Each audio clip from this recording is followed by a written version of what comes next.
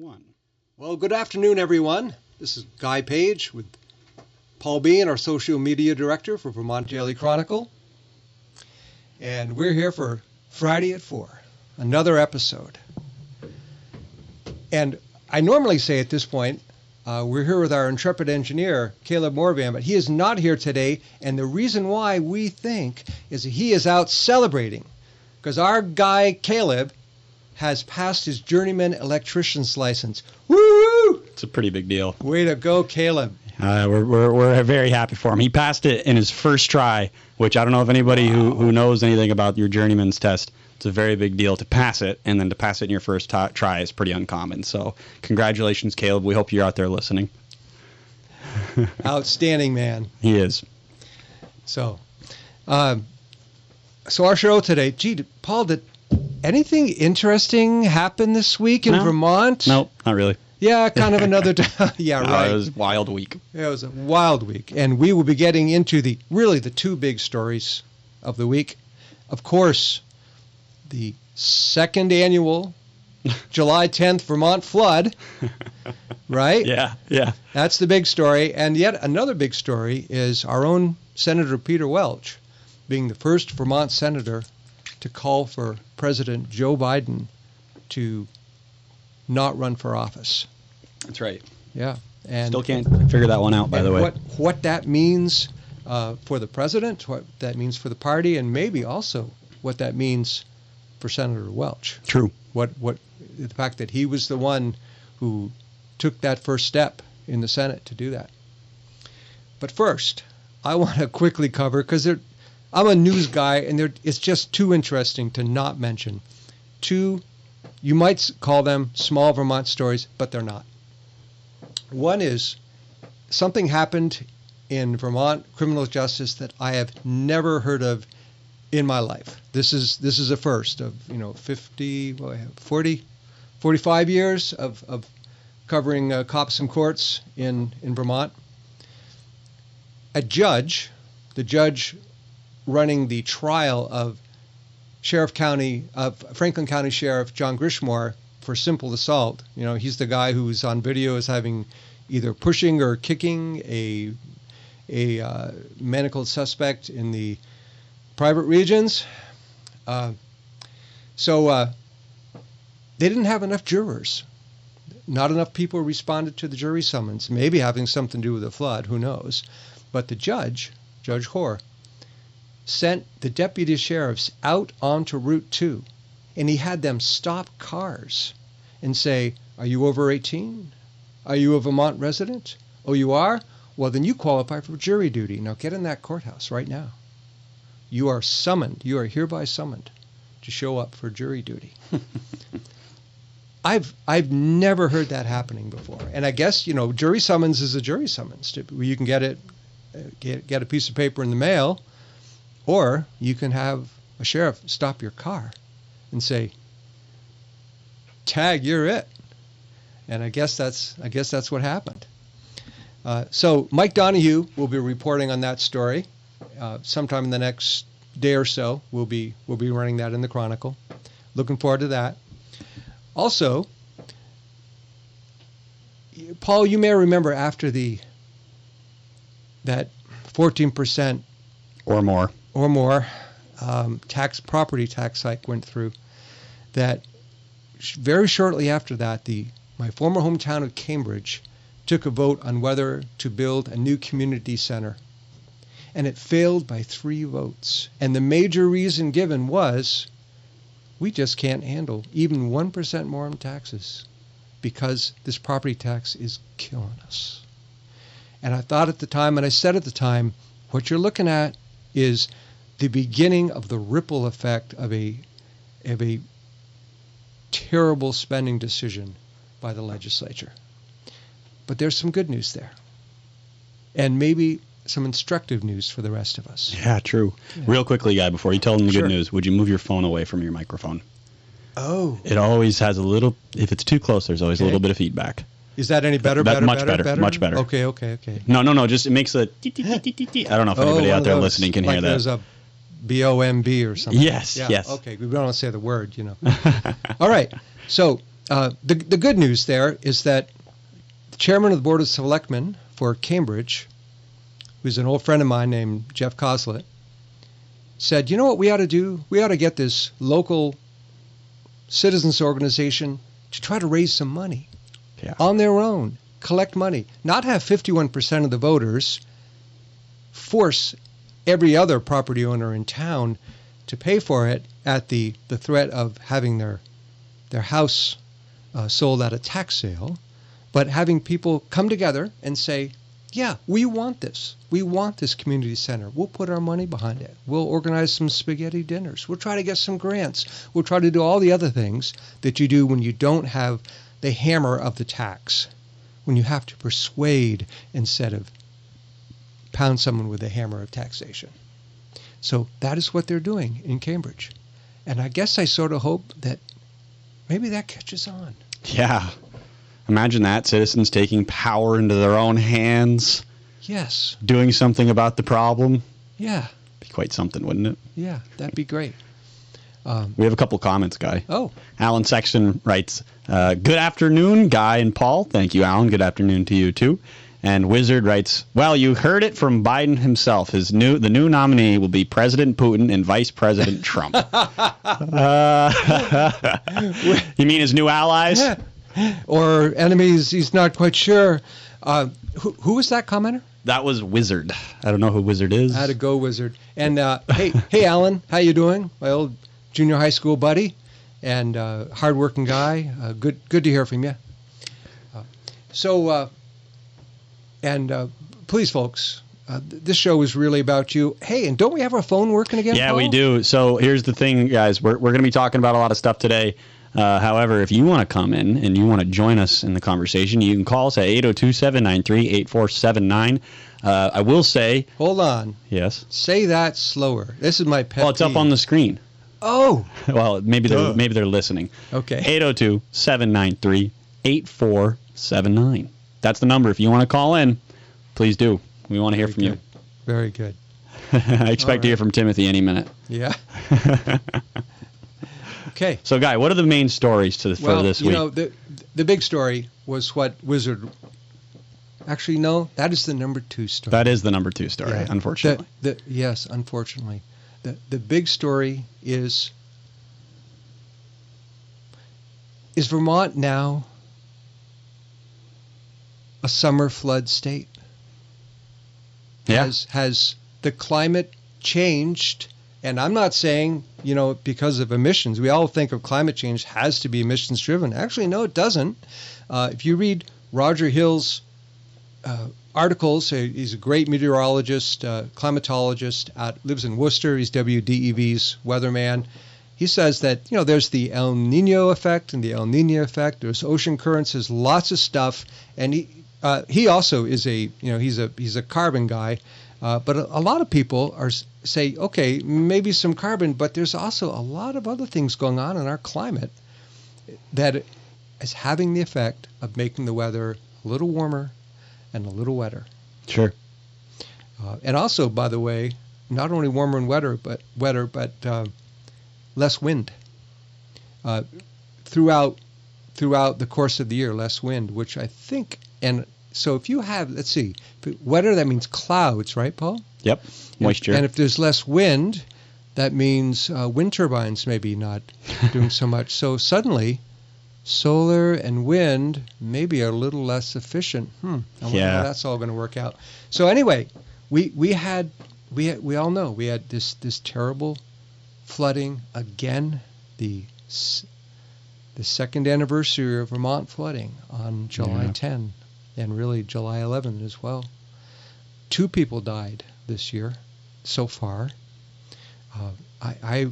Paul, I well remember a flood back in the 80s in Waterville. I'm living in Waterville, and I'm trying to get to work, and there's some water going across the river, the Kelly River in Waterville, and it's going across it, and I'm thinking in my little Renault Le Car, I can drive through there.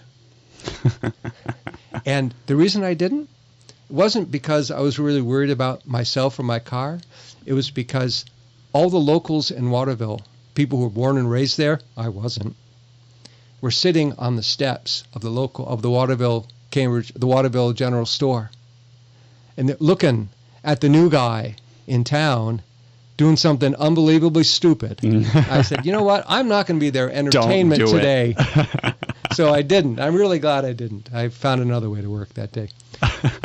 But we had 2 men die. One in an ATV where basically the road, just the waters washed over the road, and he got pulled into the water. And another where a fellow tried to drive through the Passumpsic River, which had crossed a major road, and he didn't make it. Wow. Got washed right in. That was down in Peacham? That one, the latter one I mentioned was in Linden. The first one was in Peacham. Yeah. And so it does raises all sorts of questions. One is, if we're looking at this kind of weather, is what Vermont doing right now the best response? What do you think? Well, we're trying to cut our emissions. Yeah. We all know that. Yeah. Is that the best thing to be doing? Well, I mean, potentially. And I'm not saying it's not. I'm not saying it's the best thing to be doing, but maybe potentially it is having an effect on our climate. I think there's a lot of things that have effects on our climate. Yeah. That being said, do I think that us stopping burning, gas and wood and coal, and I don't think anyone burns coal in Vermont actually, but gas, wood, any of the supposedly non-renewable sources, I don't think that's going to change what China's doing, or that's going to change what India's doing. Why does that matter? Well, let's get to there. Hold on a second. And I think when we think about the whole climate change conversation, I think it's so interesting that there's they basically want to make us feel like there's no solution, right? Like, okay, we aren't allowed to dredge the rivers, so you're not allowed to do that because you might kill a fish, or you might hurt the poor beavers, or you might do something to the environment. Who cares about the humans, right? Who cares about their property and their homes and businesses and families, et cetera, et cetera? Yep. The beavers matter more. So you're not allowed to do that. And by the way, this is not really sidetracked, but it's actually really has something to do with this. As a state, we've given up our power. And I mean that really we don't even produce most of our own electricity, right? We're not allowed to do hydropower for the same reasons that we just mentioned, why you're not allowed to dredge or irrigate, the same exact reasons. And we get our power, a lot of it from Hydro-Quebec in Canada. So it's fine if it's in Canada, but if we're doing it here, no, that's not okay. And so they're saying the only solution to this problem is more electrification of all things and everything, including solar power, wind power. What are some of the other renewable sources that they are kind of championing? Would you say biofuel is one of them? Oh, sure. Biofuel, those are solutions, even though they're really not. And that's gonna solve the problem. But wait a minute, Guy, where do the panels come from? Those solar panels? Do you know where they come from? Yeah, most of them from China. Huh? Yeah. I learned recently from John Brabant that those solar panels have PFAS chemicals lined on the back of them. Oh. And so there's all sorts of environmental. That's why they tore down Burlington High School, because it had some of those chemicals in it. Well, I thought that was because of asbestos. Is that what PFAS kept there forever? I think it was the PFAS. Okay, well, something like that. Any way you want to look at it, right? This is we've truly given up our power as a state. So even if it's raining so much, right? And then you throw in on top of it the potential of the geoengineering, which I think is absolutely a valid concern for all Vermonters. Every single one of us, we should be talking about this. And we do. We have comments right now from people who are saying, let's start with, oh boy. Stephen Nichols writes, it's very sad the state legislation's environmental regulation are wreaking havoc on our communities. They won't let communities fix issues to avoid flooding. Climate control is real. However, it's an excuse. Tur Nelson's right. We do need to dredge the rivers. Alan Sexton writes, geoengineering is the cause of these strange weather phenomena. I watch a YouTuber out of Oregon, and the otherwise beautiful blue skies takes on an appearance of a graph paper. So we could go on and on and on. I want to talk about the giving up our power thing. Sure. A powerful example of giving up our power is in the Global Warming Solutions Act, where we said we must reach these carbon reduction goals, And if we don't, we are specifically giving private parties, lobbying groups, environmental lobbying groups, the right to sue the state of Vermont. We're begging them to sue us. Now, you can't sue, you can now no longer sue, well, I don't know, transgender and abortion clinics if they do something wrong. They are shielded from that. But the citizens of the state of Vermont, if they don't meet their climate goals, sue them. It says in the statute, sue them. Is that not giving up power? And I'm thinking, well, what could we do? We could work maybe a little bit harder at really effective flood and climate adaptation. Yes. Okay, it's going to happen. Let's say it's going to happen. What can we do? Well, we spent a lot of money last year, passed some legislation on flood control, flood adaptation. Good. Probably needed. The practice of it, how well did it work? Well, in the town of Middlesex, we ran a picture in the Chronicle a couple of days ago of a big culvert, industrial-sized culvert, lying in the middle of a brook because it had washed out, and that had just been put in last year. That was we're going to fix it so this doesn't happen again kind of flood control measure, and guess what? Messed up. And speaking of Middlesex, you brought up the beavers. Yeah. Middlesex has had a ton of town road washouts, and a lot of it is because of beaver dams. They love the beavers, and they don't want to get rid of the beaver dams.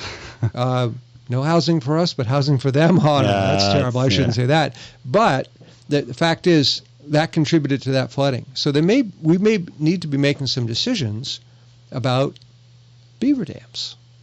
Or just environmental regulation as a whole. Right. I just wrote the article. There's a House committee is meeting. The House Natural Resources and Environment and Energy House committee is meeting on Monday to discuss the 30 by 30% of all Vermont land conserved by 2030, and the 50 by 50% of all Vermont land. All land area. All land area Needs to be conserved for the beavers and the bears and the bees and the bats. And so if you wanted to build a sawmill, sure, for example. Whoa! What do you sawmill? Oh, you can't do that? No, of course not. You mean you're going to cut down trees, guy? I'm sorry. But the point is like they I think they hate humanity, guy. I'm sorry. I really do. I'm like, everything that they want to do is about controlling, restricting, sucking the life out of people, to the point even where, like if we don't meet supposed climate standards, the out-of-staters can sue us. I mean, talk about, the property tax bills hitting everybody's mail right now. Right? How many people do you think are going to get that property tax bill and then take a look of all the insanity down in Montpelier and say, you know what? We need to get out of here. Yeah. Because it is totally. I was hoping you'd say we need to vote them out of there. I think that they feel that way, but maybe the more impulse is we need to get out of here. Well, I'm just concerned that I think that there's some good candidates out there that are running, and I think that there will be some seats changed, and that'll be good. I just think that there is coming a deep reckoning for a lot of these people. Otherwise, we're just going to continue getting flooded, and nobody's allowed to ask questions about why we're getting flooded. I mean, apparently the Army Corps of Engineers is supposed to do a study on the watershed basin of all of the massive rivers in the state of Vermont, because they're trying to figure out, why does this keep happening? But of course, they're going to use the Army Corps of Engineers to figure that out. So that's a whole other thing. But it's just so frustrating, because it's just even the solutions that we can do and have control over, especially in local areas, like a place like Barrie City. If they want to dredge the rivers or even like make spaces, containment areas, they absolutely should be allowed to. And honestly, I think they should just do it, because why should they have to continually suffer floods just because the central powers that be in the state say they're not allowed to do anything about it? It's ridiculous. They should be allowed to do something about it. All those landowners, all those people that live, I mean, these are low-income people a lot of the time that they claim that they care about Montpelier, but they obviously don't. It's just so frustrating. It is not a priority. They are not a priority. They are not a priority, and actually I think they'd be glad to see a lot of those types of people to go. And it's just sad. I don't quite understand it, the mentality. So thinking about if the real problem here, the real big emitters, the carbon crooks, as it were, are India and China. Yeah. And take a good look, and they are. Has the Vermont legislature ever passed a resolution saying, hey, China and India, we have these great carbon reduction mechanisms. Can we want to help you. We want to build a bridge with you. We want to have a sister city in Puwal province or in Wuhan or somewhere like that. And I have never seen any such resolution. I've never seen any such effort. It's almost like there's no recognition that the real problem here is not the navel gazing in Vermont. The real problem is what's going on in the unregulated, not part of the Paris Accords, massive emitting states of India and China.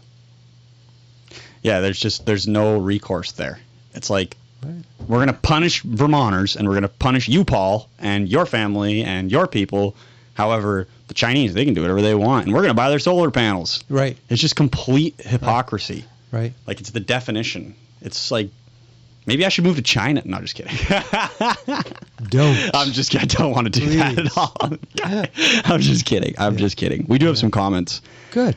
Sure. Stephen Nichols writes, I know, hold on a second. I know this is a fact from conservation with ANR, which is the Agency of Natural Resources, for anybody who doesn't know. It will happen again. This was stated after repairs in Manchester. And by the way, Governor Scott told us that yesterday, too. This is going to continue to happen for over the next several years. That's what he said. So, Stephen, thank you for making that comment. And it was good meeting you up at the Vermont State House a few weeks ago during the veto session. Keep those comments coming. And, we need to know what's happening in Manchester. Absolutely. And parts like that. Because, what up here, southern Vermont is in some ways it's just sort of almost like another state. And of course, you live there, you know that's how southern Vermont is treated. But shouldn't be that way. And keep those comments coming. Well, here's another one from Stephen. He writes, it is so true, Guy. I have letters from ANR that avoids human life. Help the bats. And Tur Nelson writes, this is a good one. He says, wait, help the bats. So kind of back to what I was saying about, we need to protect the beavers and their houses. And the bears. And the bats. And exactly. The 3 Bs. Exactly. Bears, bats, and beavers. Yes, but not humans. Not human beings. The fourth B. Right. We don't get to be part of that conversation. It's really quite something. And I think Tur Nelson writes a comment, I think, that just nails it right on the head, and this is why they do the things that they do, in my opinion.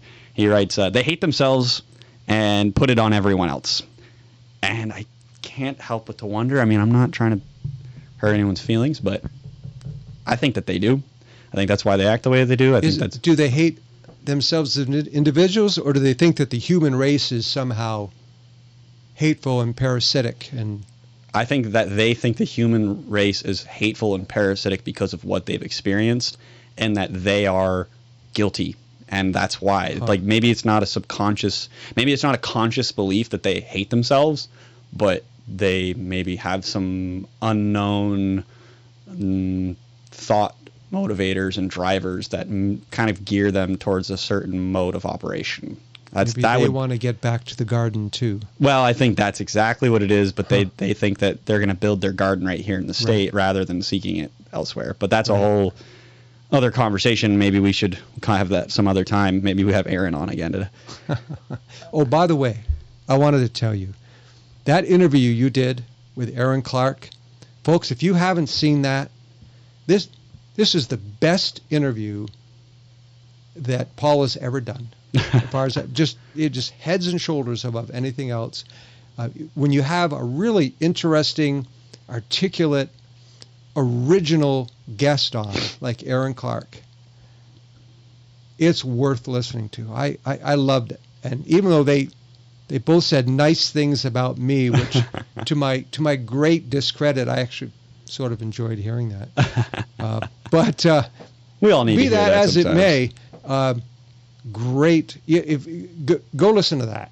If you want something to listen to when you're doing your housework over the weekend or something, terrific listen. The Aaron Clark interview, Hypocrites in the Church, Spiritual Darkness in Vermont, et cetera, et cetera, et cetera. Great stuff. Well, that's what it comes down to, Guy. I mean, if we're gonna bring up that conversation, you should know that's what he and I talked about, is the reality of the spiritual darkness in the state, and that being the true cause of what we're dealing with here. I mean, there's many causes, but at a bottom line, the main function of all the dysfunction is complete disregard for God, and just actually thinking that they can be their own gods and solve their problems through their own ideas and ways, and their own way is really a good way to put it. Deep waters indeed, and I think that many people would dispute that, and it's okay to dispute that. And Yes. It's okay for you to have that opinion. Yeah, we don't. And we that's don't, one of the great things about this show, and the true use of the First Amendment in the United States and here on this show. People get to say what they really, really think down deep. Yeah, if you want to disagree good. with us, please do. Yeah. That's what it's all about. Yeah. We do have another comment from Timothy Page. This is a good one. He writes, so even when they get what they want, they create new problems, new groups to champion. Yes, because it's all about victimhood, right? It's all about how can we claim victimhood so that way I am winning the game somehow, I'm the most oppressed. So then I am therefore the most valid voice, I have the most valid concerns. I would agree with that. Do you have any take on that? Of the making of victims, there is no end. It's so true. And of causes to rally around, once one gets a little old, another one will come up. It's not terribly healthy, I think, to be any kind of utopian in modern society. No, I would agree with you there.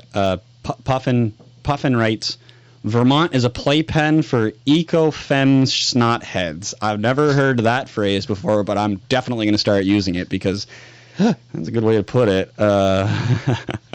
Okay. Catherine P. Hoyt writes, speaking of punishment, wait until January 2026 when the ANR reports on suing the fossil fuel industry for damages going back to 1995. Right. And this is one guy I think you're really going to appreciate. Michael Kozinski writes, the Vermont state legislature could have the whole state run on nuclear power and not punish ordinary Vermonters, but maybe that's just a crazy idea. That's how it used to be, really. I mean, that's where almost all of our electricity came from, was from Vermont Yankee. And a few other power plants, too. And we had a lot of great hydropower. There's no reason at all we couldn't do that. And you talk about carbon-free, yeah.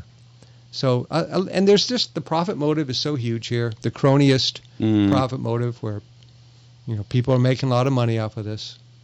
Yep. So, I'm not sure if there's any other major points we need to make about the flood. On the point of the flood, let's not forget what we wanted to talk about just quickly. I did ask the governor an interesting question yesterday. Yes.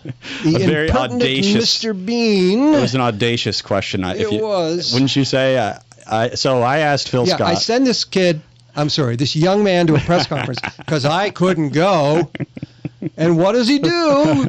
But he asked the governor about geoengineering, which I'm giving you grief here, but I think it was pretty cool. Go ahead, Paul. Well, I'll tell you what, I was pretty nervous to ask the question, although I think he knew it was coming, because I kind of made it clear throughout the session at some point, especially online, because a lot of people wanted me to ask it, like I'll ask the question all the time. People are asking, when are you going to ask him about it? When are you going to ask him about Good. it? And I was like, not yet. And even replying online, not yet. Next time something like this happens is when I'm going to do it, basically. So this happened, and I was sitting there, and I said, okay, I'm really going to ask this. Am I really going to ask this? And a room full of everybody, they're like, asking kind of important questions. And my question is very important, but I asked, Governor, this is now the third flood in less than 1 year in Vermont. Massive flood. A growing number of our readers and Vermonters are concerned about climate and weather modification, geoengineering happening over our state and appearing in our skies in Vermont. Do you have any comment on that? And he just immediately, he knew what he was going to say. I know he knew it. It just seemed so ready. His first thing he says is, this is like such a textbook political thing, right? Well, first of all, climate change is real, right? So that's, who are you appeasing? What are you trying to, why did you say that immediately? It's like, I support a woman's right to choose. It's like the same exact phrasing, but it's just a different subject. And then, and climate change is real, and no matter your political persuasion, we all need to come to grips with that. And these events are going to continue to happen over the next several years. And, I do believe that it is caused by carbon emissions. And just like, I guess I guess I'm the delusional one, right? Like, I think it's geoengineering, but, I guess carbon emissions are the problem. Anyway, that's what's changing the weather. Yeah. Anyway, so he goes on and he says, and I will say, to give him credit, and I'm not trying to just harp on him, but this subject needs to be addressed, folks. And he says, and this is, I'll give him credit. He says, we do need to focus on water containment and figuring out how to divert the water and have places where water can be stored for long periods. And he did say that. He did. And I think it's because he's addressing the point that he obviously realizes that Vermont is not going to stop climate change by itself. Like, that's just ridiculous. Right. So if that is what's causing it, by the way, carbon emissions, he realizes that. So we need to do something about it to stop the flooding, which is, okay, let's dredge the rivers out. Like, he's not going to get up there and say that, but he probably realizes that's maybe something we should be doing, or maybe some form of it. I'm not so sure. You just told me that that's actually not maybe good all the time, but some form of it maybe potentially should be done. And he did. He talked a little bit about that. And containment, I think, is just the big thing that he mentioned, because he realizes, like, we can keep pushing all the solar panels and electric vehicles and wind turbines. All we can push for these things all we want, but that's not going to stop the rain. It's not going to stop the rain. And that's all. So I don't know. I was just I'll tell you what, I was like, my heart was pounding. I felt like I was going to throw up when I asked that question. You'll get used to it. Yeah, I guess so. Everybody looked at me like, what is wrong with you? They all know, though. A lot of them know that's my views, so yeah, it's fine. Yeah. Good. So we have a few more comments. Once again, everybody, we love to hear you write this in.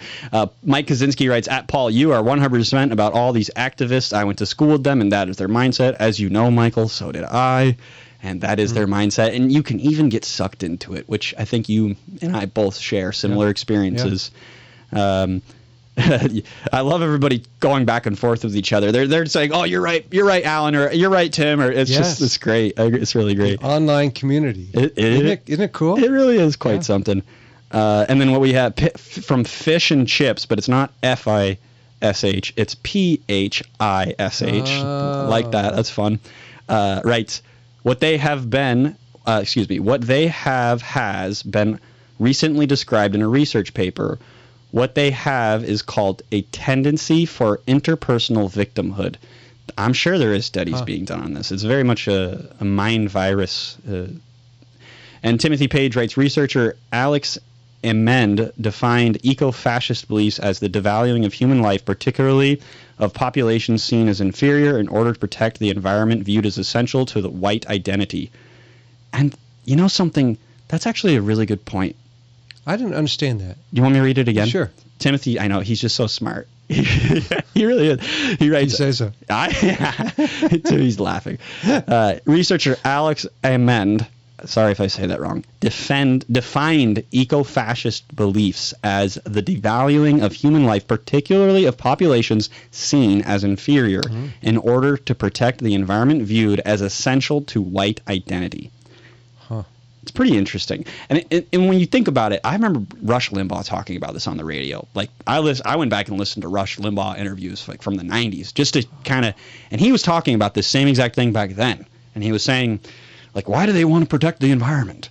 What do they care about the environment so much for? They don't even believe in God. You do a pretty good Rush Limbaugh. Yeah, I've been working on it. They don't even believe in God. Why do they, why does it matter to them that we're protecting the environment? What are they honoring by protecting the environment? Like, what is their motive? Where's this coming from? And it's like we were talking about yesterday, what Aaron and I were talking about on the podcast is like what they often do is they'll replace the religious structure or framework that we all think in, whether we realize it or not, because it's embedded in our DNA as human beings, really. Yep. They'll try to replace it and then, like, maybe pervert it is not the right word, but co-opt the concept and then use it for their own idea, which is ultimately empty, right? Like, there's no, like, here we are protecting the Garden of Eden, right? Yeah. But where did that idea come from? You know, it's pretty interesting. The garden we don't actually believe in. The garden, exactly. Like, why do we care so Right. much about the environment, but Right. we don't believe in God Yeah. or the Garden of Eden ultimately? Right. So I don't know. Good question.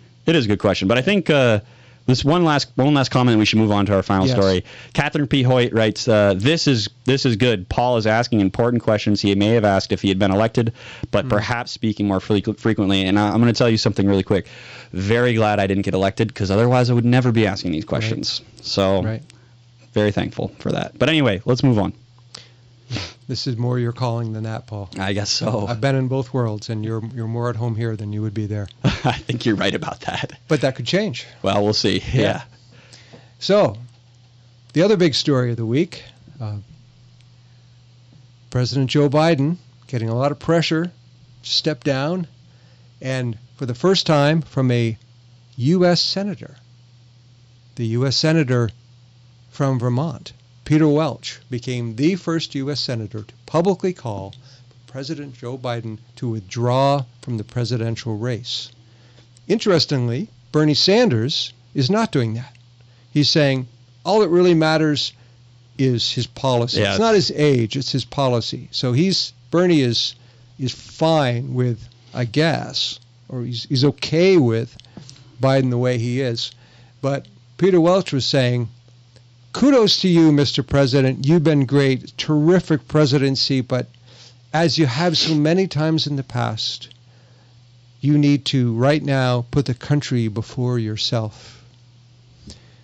So he definitely, talking nice to him, but also saying, time to go. Time to get off the stage.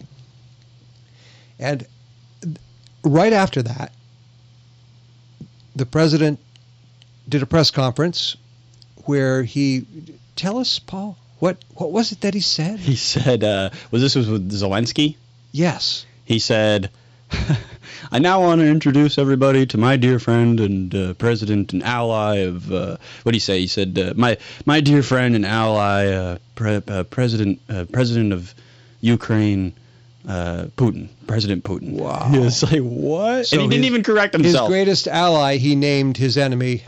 All right. And wasn't there something similar when he talked about the VP? Yeah, last night in his press conference, which I caught a bit of, and actually my uncle texted me, "Are you watching your president right now?" And I said, "What?" And I tuned in, and Biden called Trump his vice president and didn't even correct himself. Wow. Just totally oblivious.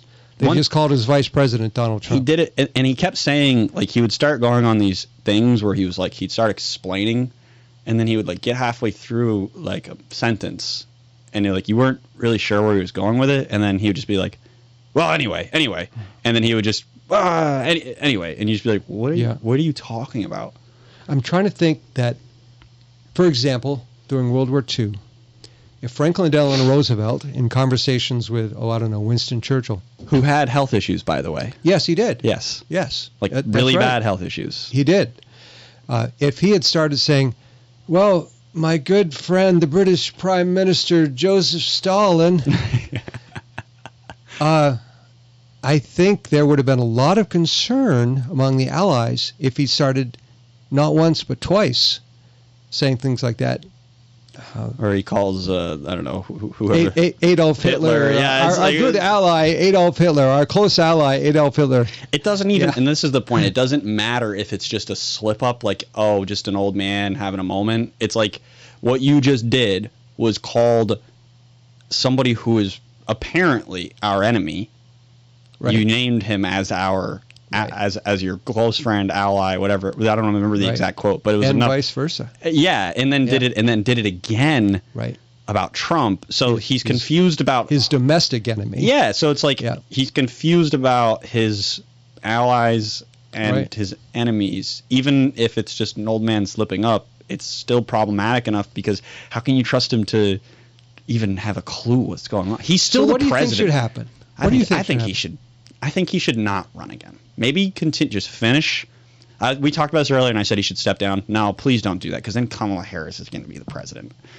Isn't that for the sake of the missiles are about to fly and he doesn't know who his enemies are? Would she really be in control, though, even if she was vice president? She would at least be the president, and I believe she at least has her own mind on things. I think it would be a disservice to women. Uh-oh. She wouldn't be elected. Okay. Yeah. So I don't really know what the best, but I think you and I may sort of disagree on that, Paul, but I think we agree actually with Senator Welch and Paul Dame in the Vermont GOP came out today saying we actually agree with Senator Welch. He really should not run again. I just don't think he should run again. Yeah. Stepping down, I think, would be a lot. I think that'd be a lot for the country. Would Vice President Harris be a better option on the ticket? I don't think she would be. Like, I don't. That's from what I've heard numbers wise. People seem to think that would be a nuclear disaster too. So I think they're in a really tough position any way that you look at it. And whether they step down or not, whether he continues to run, he said something last night about, I'll be fine in 3 years too, and something, I can do this in 3 years. And people are just watching, just like, how could you say that? Like, it's just not right. I don't know. It's just not right. I think it's but what does everybody in the chat think? I'm not seeing anything for comments, but I can't imagine that you guys don't have any thoughts on this. And my thought is maybe that there's something wrong with my chat here. I'm surprised we haven't gotten any phone calls yet. I'm surprised too. Let's put the phone number back up so people can see. If you want to call, be up there all the time. If you can do that, you could. Yeah. If you want to call, it's 802-793-8479. It's right there on the screen. If you want to join the conversation, feel free to give us a ring and see if we can do this. I guess we do have some comments, by the way. Let's see. Bernie knows he has more power with Biden, a puppet. That's what Timothy Page writes. He's not wrong. Mike Klaczynski writes, I highly recommend the book Why God Won't Go Away by Andrew Newberg. It explains why religion and God are ingrained into us as humans, kind of going back to the conversation we were having earlier. Let's see. He meant to say President Michelle, our next leader. That's from EJ. And Timothy Page writes, that's still a step up. Well, I don't know. It's just... Mike Kaczynski writes, Kamala Harris is a dingbat, but she's a dingbat within normal parameters. That's actually not a bad point. That's maybe kind of the point I was trying to make. I know, but I just think it would be, would she be in control? Like, would she be really the president? It's kind of the same issue that I feel like we have with Biden. Like, we don't have a real president right now. That's what it feels like. It feels like just this shallow, empty caricature of a man who's like, he's like a giant meme to my generation. Like, we just think he's just a joker. Like, I don't know. Would Kamala be better? Yeah. Boy. So what's the next step here? Well, I don't know exactly. I do know that the Republican National Convention is next week. And while we're talking about vice presidents, I think everyone thought that they would know who Trump's VP pick was going to be, but they don't. And I was sitting with some friends last night, and we were kicking around different possible names of who might be Trump's VP. And one of the thoughts that came out was certainly J.D. Vance, senator from Ohio.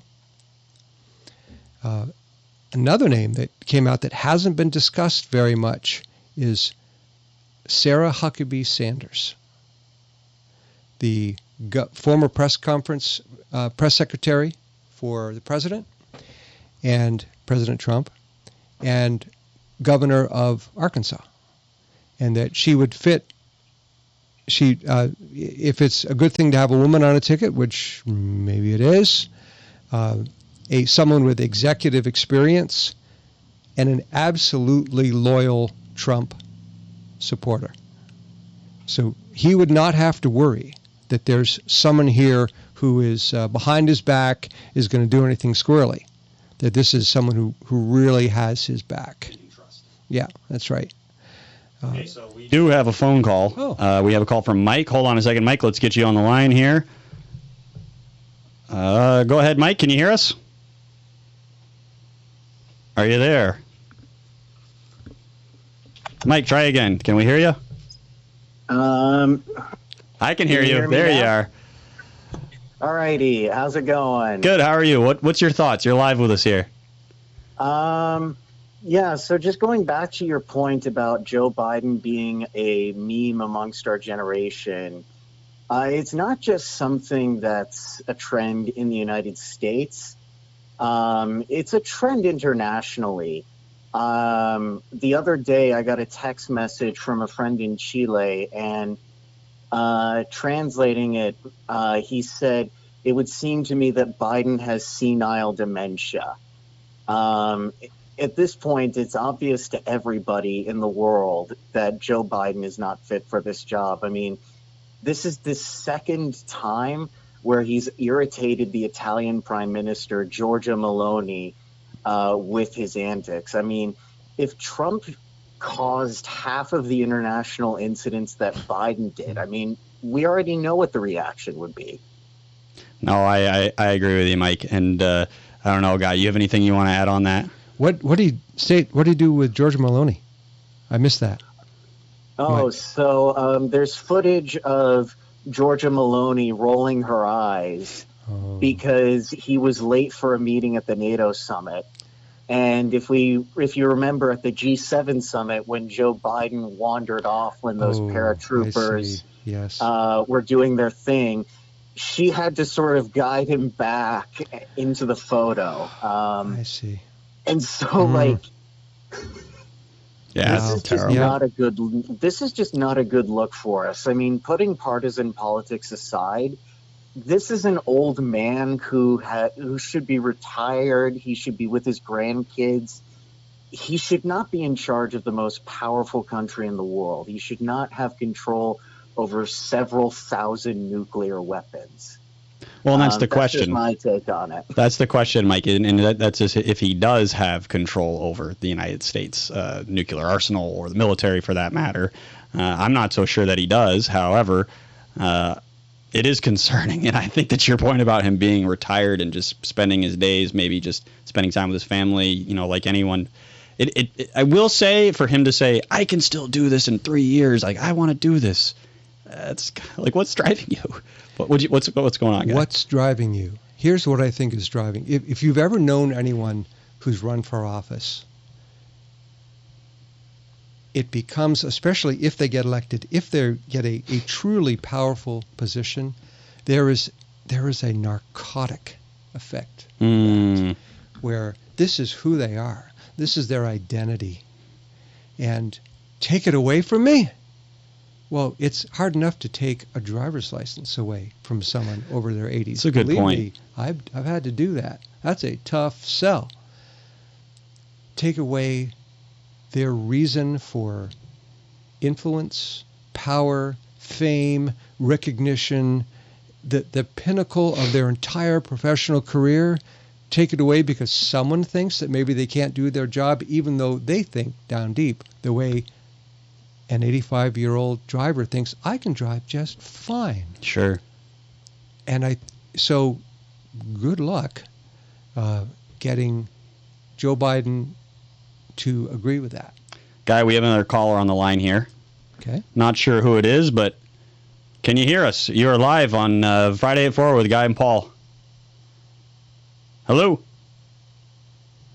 I don't know if they're there. Are you there? We can give you another 10 seconds here. Hello? All right. Well, we tried. Sorry we missed you. Try again next time. I miss Caleb. I know. Yeah, where is he? I know. I do too. Try again, though, caller. Yeah, whoever that was, Yeah. we want to hear from you. Yeah. However, it is 4:53. I think we've touched on pretty much everything that we want to talk about today. Guy, do you have anything else you want to bring up? Yeah, just that all week long, one of the reasons I've had a great week is last week I finished sending out over 300 snail mail letters to the sustaining subscribers of the Vermont Daily Chronicle. And it was a questionnaire of, what do you think about Friday at 4? How can we make it better? How would you rate it on a scale of 1 to 10? What platform do you watch it on? Basically, just getting as much information and feedback as we can on Friday at 4. And I've gotten a lot of responses. I hope to get a lot more. And we will be going over them, responding to them. Paul and I are going to sit down and read them all together and say, okay, how can we do this better? What are they seeing that we are not seeing? And so I look forward to being able to do that. And I just wanted you to know we've got your comments. We thank you for your comments. Yes. Thank you for your support, all kinds of support. Yeah, no, and by the way, one of the biggest ways you can help support us is just click that subscribe button if you're watching on YouTube. We're almost at 500 subscribers, where I think we're at like 467. Whoa, yes. We've been inching our way towards that number all spring here. So if you want to help us out and get us to that point, we'd greatly appreciate it. And of course, any way you can help support the Vermont Daily Chronicle, whether you want to just subscribe or you want to become a paid sustaining subscriber, or you want to, even when you share our stuff, like it, comment, it really, you guys, it goes so much farther than you realize. It really does. Yes. I mean, just sharing something on Facebook, if everybody that was a big fan of ours did that every day, oh man, would we be blessed. Yeah, so, that's right. And we are, but maybe help us a little more. Even more so. Yeah. Yeah. All right. Well, thank you all. And thank you, Paul. Of course. Thank you, Guy. Yeah. And we will see you again on Friday at 4. Actually, I won't be here. That's right. I'm going to be on vacation. So there's a very popular, extremely articulate, funny social commentator whose name I will not mention because I don't think we've actually asked him yet. I asked him earlier today. Oh, yeah? What did he say? I think he gave me a tentative yes. We have a tentative yes from a very interesting guest. So hopefully it becomes a known thing and we will publicize it. Looking forward to it. And thank you all. Guy and Paul out.